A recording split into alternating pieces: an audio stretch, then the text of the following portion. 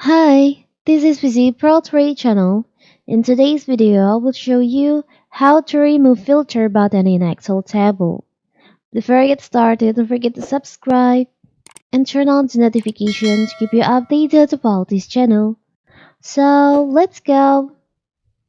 Excel filter, aka AutoFilter, is a quick way to display only the information relevant at a given time and remove all other data from view. You can filter rows in Excel worksheet by value, by format, and by criteria. After applying a filter, you can copy, edit, chart, or print only visible row without rearrange the entire list. So, what if you want to remove the filter button in Excel table?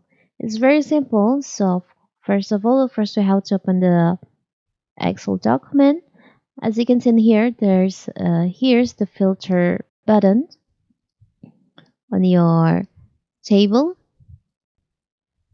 If you want to remove it, it's very simple. You can just click on the table.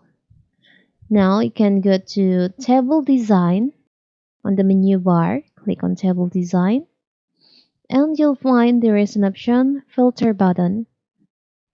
By default, when you create a table for your data, this filter button will be checklist. And if you want to remove it, you can just uncheck list. So now as you can see in here, there's no more filter button on your uh, Excel table. It's very simple, right? So that is how to remove filter button in Excel table. Don't forget to like and subscribe and turn on the notification to keep you updated about this channel. Thank you and see you!